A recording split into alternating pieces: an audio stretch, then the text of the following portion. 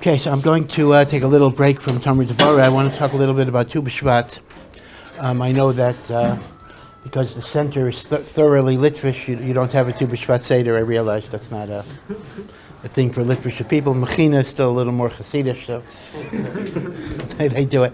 But what I want to talk about today, though, is I actually want to talk about some halachic aspects of Tu B'Shvat, and then hopefully I'll move to Tu B'Shvat Seder, at least so you'll know what it is.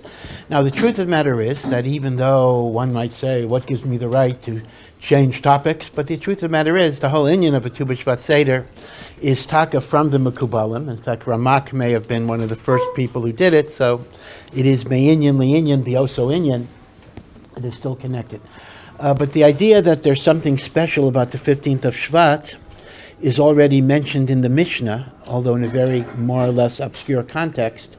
The first Mishnah of Maseches Rosh Hashanah says, Arba Rosh Hashanim Heim. There are 4 days of the year that are called Rosh Hashanahs. The first Rosh Hashanah is Echad B'Nisan. The first of Nisan is called Rosh Hashanah. Well, first of all, obviously in the Torah itself, it's always Rosh Hashanah. The years in the Torah always change Nisan. We're a very strange calendar. We're the only calendar in the world, the only religion in the world that celebrates the new year on the 7th month. Tishrei is month number 7. Nisan is month number 1. So on one hand, Nisan itself is the beginning of the year Zanach, but the Mishnah doesn't give that reason. The Mishnah says that it's the Rosh Hashanah for Malachim. It is the Rosh Hashanah for the reign of kings. That means to say that every Nisan, a king is considered to have completed his reign. So even if he became a king the month of Adar, or even some say the last day of Adar, when Nisan comes, he is starting his 2nd year. And from henceforth, every Nisan, there will be a new year to the reign of the king, right? So that's the Rosh Hashanah for Malachim. Then it mentions that there's Rosh Hashanah, of course, Tishrei, which is the Rosh Hashanah for judgment. Then there's the Rosh Hashanah of Elul. Why then would God's coronation not be in Nisan, rather on Rosh Hashanah? I'm sorry, God's coronation himself? That's an interesting question. Why, God himself, because the Gemara actually differentiates between Jewish kings and non-Jewish kings. And it actually says Jewish kings get a new year every Nisan. Non-Jewish kings get a new year Tishrei. And in fact, the Gemara goes through very intricate biblical calculations as to when various kings acquired a new year. And the Gemara develops a chiluk between Malchei Yisrael, which are Minisan, and Malchei Umos HaOlam, which the Tanakh counts them Tishrei. So that just strengthens your question. Why would God, so to speak, be coronated? Rosh Hashanah is the day of coronation of God on the 1st of Tishrei. We assume that God would be closer. Of course, God is neither Jewish nor non-Jewish, really, but God would seemingly be closer to Am Yisrael than he would be to the Umos HaOlam. So why do we follow the coronation with Tishrei? I mean, the answer has to be that obviously, since Rosh Chodesh Tishrei is the creation of Adam Harishain, and Hashem is not a melech until there are people who are capable of choosing him to be a melech. So consequently, his coronation is on the day that he was proclaimed as a melech. But why did Hashem make it that way? That's an interesting question. Of course, what's even more difficult is that there is indeed an opinion in the Gemara that God created the world in Nisan, not in Tishrei, and in fact God was coronated in Nisan. So why would we coronate him in Tishrei? That's a question independent of what I said. Okay, but one of the Rosh Hashanahs that it's mentioned is Shvat. Shvat is the Rosh Hashanah for Ilonais, and there's a machlokes Beis Shammai and Beis Hillel. Which day of Shvat is the Rosh Hashanah for Ilonais? According to Beis Shammai, it is Echad Bishvat, which makes it consistent with the way Rosh Hashanahs normally work. According to Beis Hillel, It is the 15th of Shvat, is Rosh Hashanah Le'ilanes. This is very unusual that a Rosh Hashanah would be in the middle of the month. We, of course, in a machlokas, Beis Shammai and Beis Hillel, we always paskin, most of the time at least, 99% of the time, we paskin like Beis Hillel. So the Mishnah calls 15th of Shvat the Rosh Hashanah for trees. But what is the significance of Rosh Hashanah for trees? So if you learn the sugya, you see that it is not at all the romantic environmentalism that we bring to Tu Bishvat in modern times, but it deals with some very technical halachic ideas. And I want to just give this out because this is an area that a lot of people don't know a lot about, and it will add to your general Yediyas HaTorah. We know that in Eretz Yisrael, we know there are halachas of certain things you have to separate from your produce. Right? We give Trumah to the Kohen, we give Maaser Rishon to the Levi. So let's go over this bekitzer in terms of what we separate when there was a Beis HaMikdash, let's say, and how we do it today, because what we do today is not exactly what we did when there was a Beis HaMikdash. So let's imagine you're a farmer and you grew 100 bushels of grain in Eretz Yisrael. So the first thing you must do to separate from the grain is you must separate Trumah and give it to a Kohen. Now, how much must you separate to be Trumah?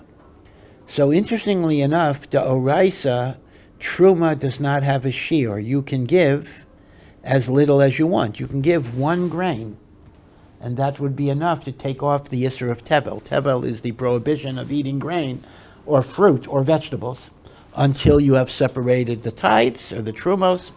And Doraisa chita achas paiteres esakri. Kri is the pile of grain. But midrabanan, they did require a certain amount that has to be separated. And interestingly enough, they gave you 3 choices: stingy, middle of the road, or generous. If you are stingy, you can get by with as little as 1/60th. If you're middle of the road, you get by with 1/50th, which is 2%. If you're generous, you shouldn't be too generous. You can give 1/40th. Now, I would assume there's kind of a ready-made embarrassment here. I mean, nobody wants to officially proclaim that they're stingy. You bring your Trumah, and the Kohen asks you, how much are you separating? You say, well, I'm stingy, so I'm only giving 1/60th, whatever it would be, but okay. So let's go, just to keep the example simple, let's assume that you're a middle-of-the-roader, which is what Chazal usually assume in their examples.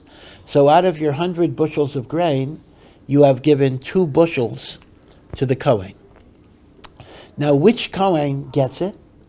That is your right to decide, meaning unlike Leket, Shechar, and Peah, where poor people come in and you cannot determine which poor people take. Whoever is there gets to take it. Right? That's Leket, Shechar, Peah. That's a separate thing we're not going to be talking about. But when it comes to Trumah, you have what is called Tovas Hana'ah. Tovas Hana'ah is the right to decide who will be the beneficiary, right? So you choose the Kohen. You can give it to the same Kohen all the time, or you could give it to a different Kohen if you want. Okay. So after you've taken off the 2 bushels for Trumah, that leaves you with 98 bushels. Yeah. Can the Trumah be split up and given to multiple funds?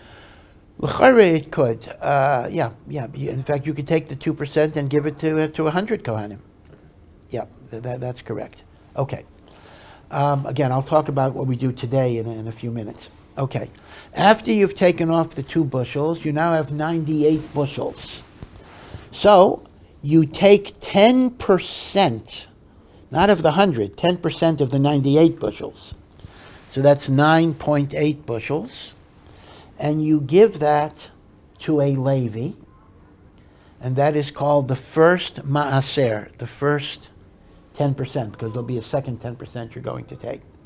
Now here we have a very, very interesting discussion in the Gemara. The Torah clearly says that Maaser Rishon should be given to Levium. That's what Maaser Rishon is, right? Maaser Rishon is given to Levium. And yet the Gemara records that in the time of Ezra, Ezra imposed a kanas on the Levium, that instead of giving the Maaser Rishon to the Levi, the Maaser Rishon should be given to the Kohen. Let me explain what's going on. If you read the book of Ezra, you will discover that after 52 years from the Churban, Cyrus, Koresh, gave permission for the Jewish people to return, 52 years after the Churban. They actually began building a Beis HaMikdash, but then it got stopped for 18 years, so it was not rebuilt until 70 years after the Churban. The initial Aliyah only involved 42,000 people, and most Rishonim understand that to mean it was a small minority of people, maybe as little as 10%, who came to Eretz Yisrael. And this was the Aliyah under the governor, the Jewish governor, who was known as Zerubbabel. Okay, there's all sorts of mystery, who was Zerubbabel, etc., but this is the meaning of the reference in Maaser, Kates Bavel, Zerubbabel. The end of the Babylonian exile was when Zerubbabel brought 42,000 people. Now,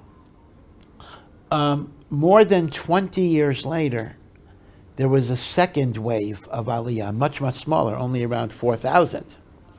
And this was the Aliyah of the great Ezra, who became the spiritual leader. And this is 1 year after the Beis HaMikdash was built. So Ezra was not in Zerubbabel's Aliyah. Ezra was not even there when the second temple was built. He came 1 year afterwards. And the Gemara itself asks, Ezra was such a tzaddik, as great as Moshe Rabbeinu. Why didn't he make Aliyah until the temple was built already? And the Gemara explains that Ezra had a very old Rebbe, Baruch ben Neriah, who had been Yirmiyahu Hanavi's disciple. And Baruch ben Neriah was too old and sick to come to Eretz Yisrael, and Ezra did not want to leave his Rebbe. So Ezra did not make Aliyah until Baruch ben Neriah died. Now, when Ezra made Aliyah, he took Kohanim, Leviim, Yisraelim with him, and there were a number of Kohanim, but there were kemat no Leviim at all. The Leviim were Nisrashel. They didn't want to come up. So as a result, Ezra imposed a kanas on the Leviim that the Maaser Rishon should go to Kohanim instead of Leviim.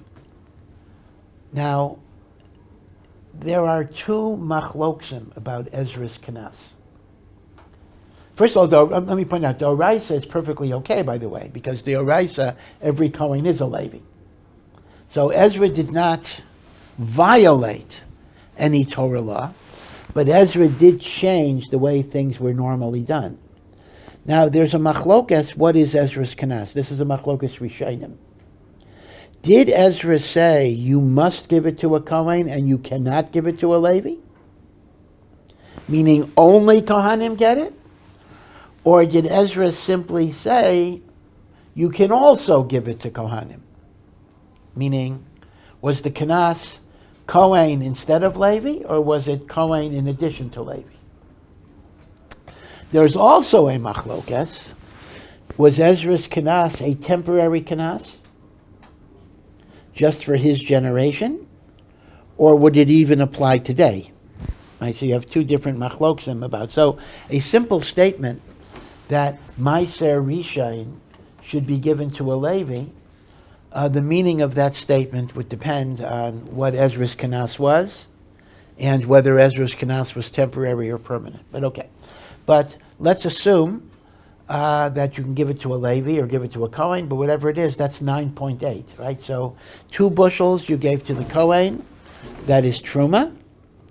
It's called Trumah Gedola. 9.8 bushels is the Maaser Rishon that you give to a Levi. The Levi, in turn, is supposed to take 10% of that and give it to a Kohen. That's called Trumas Maaser.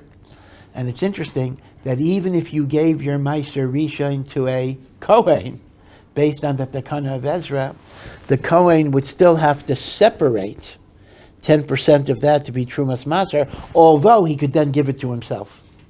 See, it's very important to know, it still has to be separated. There's an Isser Tevel, even though the Kohen could give it to himself. In fact, if a Kohen is a farmer, if a Kohen has grain, the Kohen must separate Truma Gedola. And then he could give it to himself, but he has to separate it. There's an Isser Tevel. You can't make the argument, oh, if I'm going to take it anyway, why do I have to bother to separate it? You have to separate it to take off the Isser Tevel. Okay. So now I'm not going to keep a running total of how much you have left with all these subtractions. Once you're doing fractions, that's advanced mathematics already. But on the balance that's left, so it's a different balance. You now take 10% of what is left after the Truma and after the Maaser Rishon, and there is a second Maaser, which will be less than the Maaser Rishon, obviously, and that's called Maaser Sheni. Now, Maaser Sheni is not given to anybody, but it's brought by the family to Yerushalayim, and it is eaten in a state of purity. And if it's too far to schlep the food, so the Torah has a provision for redeeming the Maaser Sheni on coins, and then the Maaser Sheni could be eaten anywhere, but the coins, the money, is taken to Yerushalayim to buy food that is eaten in Yerushalayim, right? That's called the pidyon, the redemption of Maaser Sheni. Now, the din that the second Maaser is Maaser Sheni is only for year 1, 2, 4, and 5 of the Shmita cycle. In year 3 and year 6 of the Shmita cycle, the second tithe is not Maaser Sheni that is brought to Yerushalayim, but it is Maaser Oni that is given to the poor to be eaten anywhere. Okay, so every year has Truma Gedola. Every year has Maaser Rishon. Year 1, 2, 4, 5, there is Maaser Sheni. Year 3 and year 6, there is Maaser Ani. Now this is in addition to tzedakah, of course, which is tzedakah, and it's in addition to leket, shechachapeya, right, the corners of the field, things that are dropped, which of course apply all of the year, that are left to the poor. But the special chiyuv of 10% of your produce going to aniyim is only year 3 and year 6. Yeah. Maaser Sheni was also 10%? Yep. Okay. But it's 10% of the net after you deducted Maaser Rishon, so it's a slightly different balance. Okay. So now, here's the thing. What about year 7? So we accounted for what you separate, year 1, 2, 3, 4, 5, 6. What about year 7? Year 7 is a Shmita year. And even though the produce that grows wild on Shmita can often be eaten, not always, but generally can be eaten, but the peiros of Shmita are exempt from Truma and Maaser. So there is no Truma or Maaser at all that is separated from the produce of Shmita. So if you have an apple tree in your garden, and those apples are Shmita produce, I'll discuss what defines that in a moment, and Shmita produce is hefker. Anybody could take it, rich or poor can take it. So I could go into your backyard, I could pick an apple, you cannot stop me, and I'm not obligated, in Eretz Yisrael, I'm not obligated to separate Truma or Maaser. Okay, I just remember reading that Rav Shach used to enjoy, when he was younger, he used to enjoy teaching neighborhood kids these halachas. Apparently there was a tree where he was, and when the kids would come in, Rav Shach says, "Would you like an apple?" Whatever. He'd play a little game with them. He says, "I'm going to try to stop you. Am I allowed to stop you?" Kind of testing the kids with these different halachas. Okay. So now, It's very important to know what year a fruit, a vegetable, or a grain is assigned. Because if it belongs to year one, there's one set of halachos that apply. If it belongs to a year three, another set of halachos apply, right? In other words, year one, the din is this. Year two, the din is this. Year three, the din is this. Year four, the din is this. What assigns something to a given year? So the rules are very intricate, but there's basically a difference between vegetables, grains, and fruit. Vegetables are assigned to the year that they were picked. Meaning, even if the vegetable was planted, and even if its full growth occurred in year one, if you didn't harvest it until the beginning of year two, it is a year two vegetable, not a year one vegetable. This is called Yerakos. We go basar, basar meaning we follow, basar with a saf, lakita. Lakita is harvesting. That actually means that the same crop of tomatoes that were planted the same time, that grew the same time, that ripened the same time.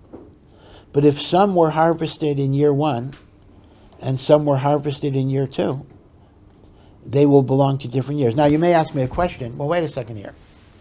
Year one and year two have the same halachas. In other words, if it's a year two to year three, that's very important because do I take off Maaser Sheni or do I take off Maaser Ani? Right, that's very true. But what difference does it make if it's year one or year two? The same maisros apply. So there's another halacha that I should have said earlier. And that is, there's a rule in Trumah and Maaseres called Chodash and Yashan, meaning the produce of one year cannot be utilized to satisfy the obligations of another year. So, for example, let's go with my 100 bushels. So 100 bushels, let's just take Trumah. So I have to give 2 bushels of Trumah. But if 50 bushels are from year one and 50 bushels are from year two, I can't just give 2 bushels from the 100 and cover the 100. I have to give 2% from year one, and the Trumah has to be year one produce, and 2% from year two. This is called Chodesh and Yashan. So consequently, I need to know in a crop that is harvested over several weeks and transitions from one year to the other year, I have to keep a separate calculation of Chodesh and Yashan, even when the Trumahs and the Maasers are the same. You understand that? So there are 2 different reasons why you have to know what year produce belongs to. One is because of Chodesh and Yashan, and the other is because of Maaser Sheni versus Maaser Ani.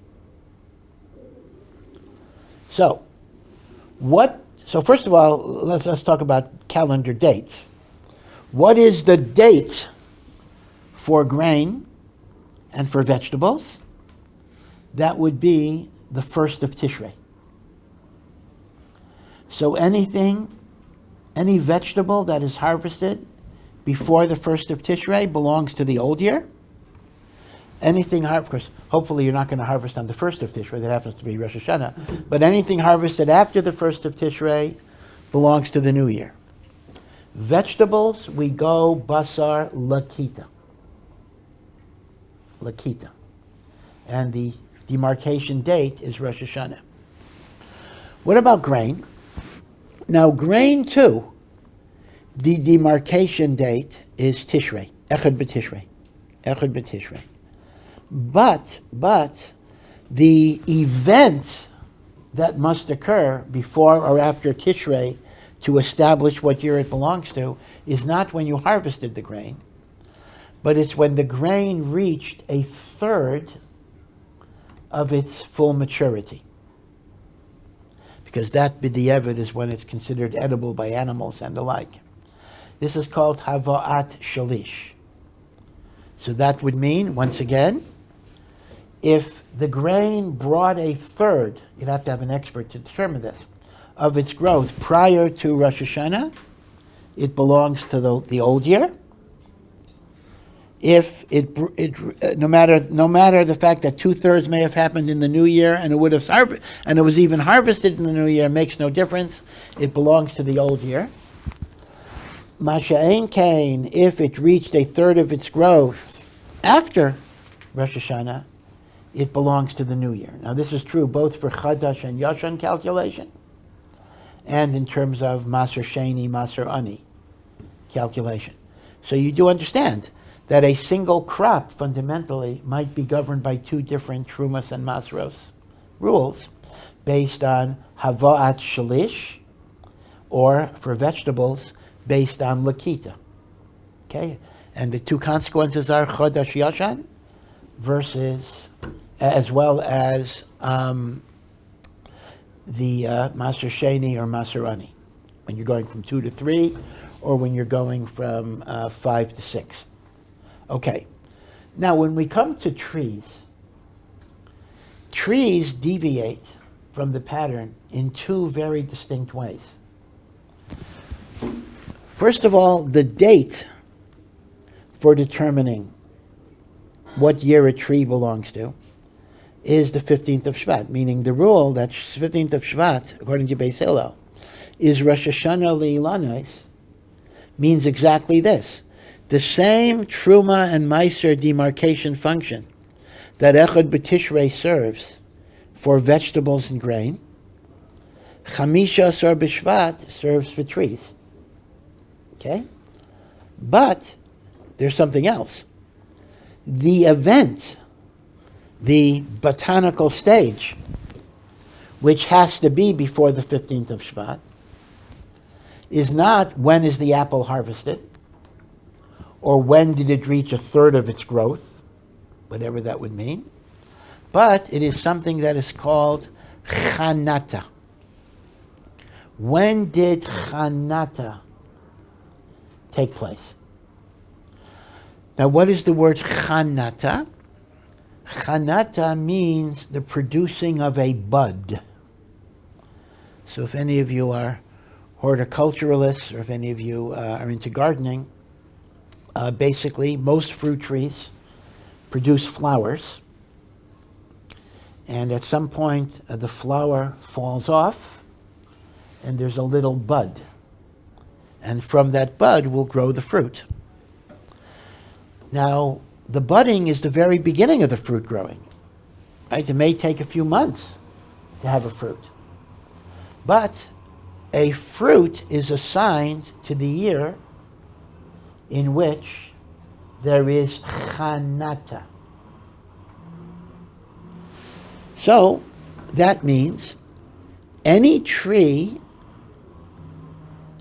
or any fruit, actually you're looking at it fruit by fruit, you're not looking at growth of the tree. Any chanata, it's not even the tree, any chanata that occurred before the 15th of Shvat is assigned to the old year. Okay, again, even though this year is 5784, any chanata that occurred in 5784 before Tu B'Shvat will be governed by the Trumas and Maaseros rules of 5783. Very unusual. Even though it is now 5784. But the year of the tree does not change until Tu B'Shvat. As a result, the Trumas and the Maaseros will be governed by the 5783 rules and not the 5784 rules. That's Rosh Hashanah Le'ilanos. Now, one exception to this, and then I'll go over the calendar to show you exactly how it works, is the start and the finish of the Shmita year. Shmita is uniform for everything.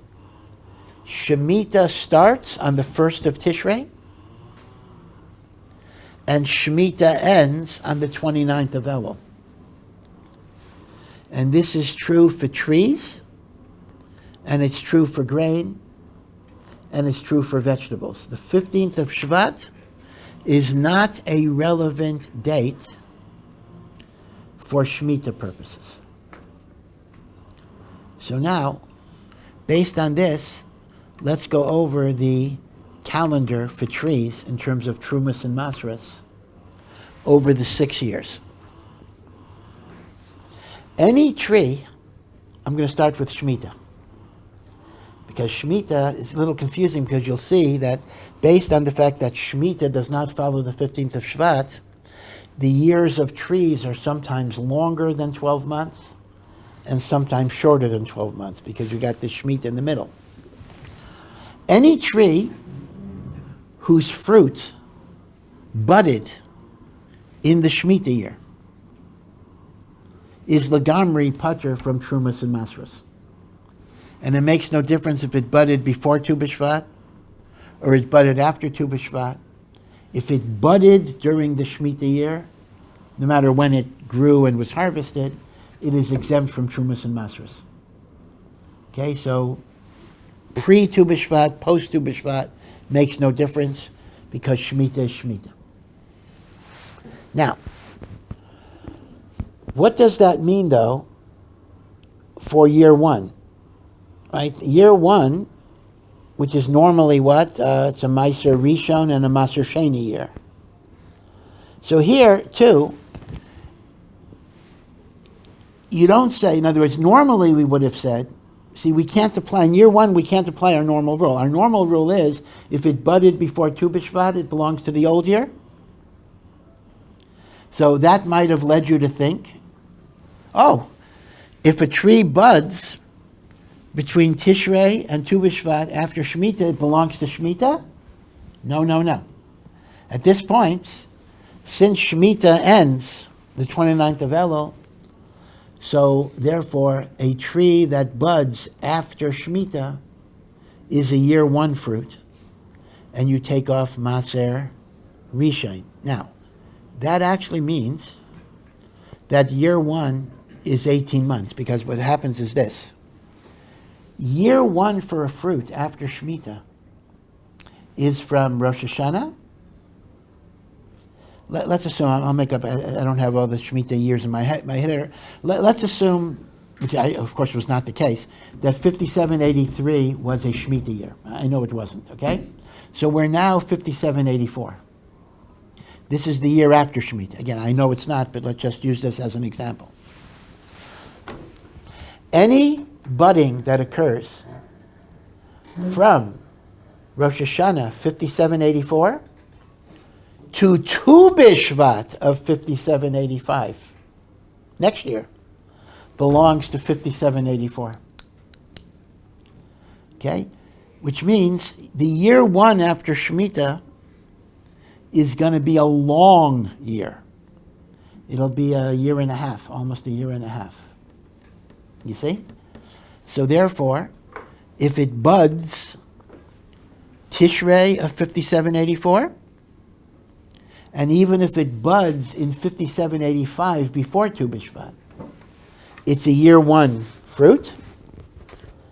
And only if it buds after Tu B'Shvat of 5785 is it a year two fruit for Chodesh and Yoshan and the like. Now, year two will run from Tu B'Shvat of 5785 to Tu B'Shvat of 5786. That'll be year two. Year three, which is Maaser Ani, will be from Tu B'Shvat of 5786 to Tu B'Shvat of 5787. In other words, the definition of year will be different. But here you run into a problem when you're trying to calculate year six. If year one, because of Shmita, is an elongated year, of almost 18 months, year 6 will be a very short year, because year 6 will only last from 2 Bishvat of year 6 until Shmita. You see? Because once again, anything that anything that budded before 2 Bishvat of year 6 belongs to year 5. Anything that buds after 2 Bishvat of year 6 belongs to year 6. But year 6 is going to end Rosh Hashanah Tishrei because of Shmita. You see the interesting thing? So if it budded after Tishrei, it does not belong to year 6 because of the laws of Shmita. So what's a little complicated is you don't have this for fresh vegetables and grain because everything is lockstep. Its year is always Tishrei. But you do have this problem with fruit because you use 2 Bishvat for everything except the calculation of the Shmita year. And therefore, if Shmita begins Tishrei and ends 29th of Elul, the year after Shmita will be a longer year 1, and the year before Shmita will be a shorter year 6. Okay?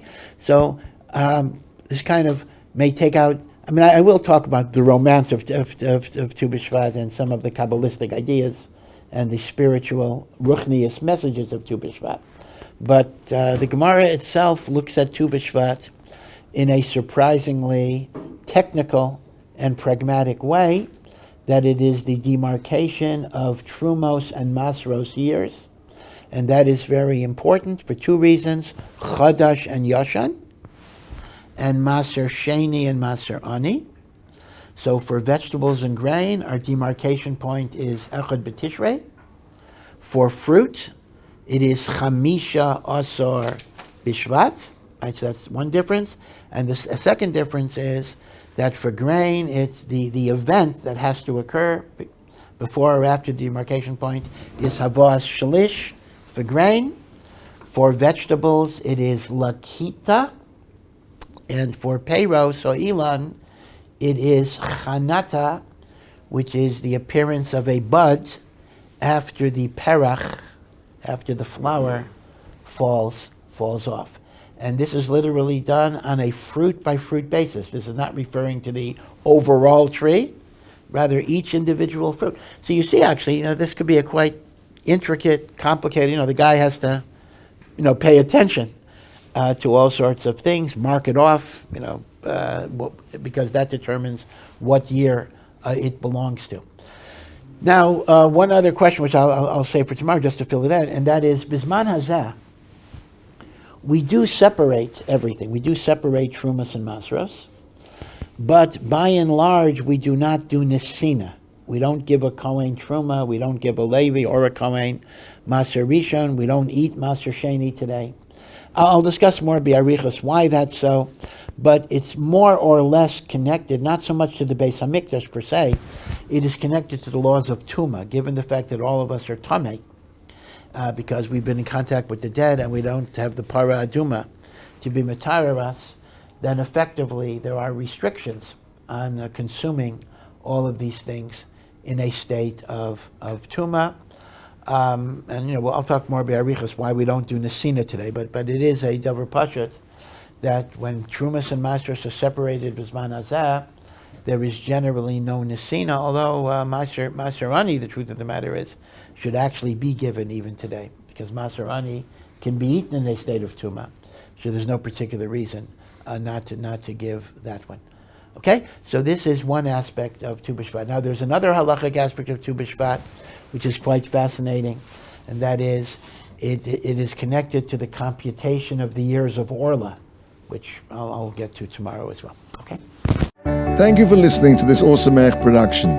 To find out more and to partner in our mission, please visit ohr.edu.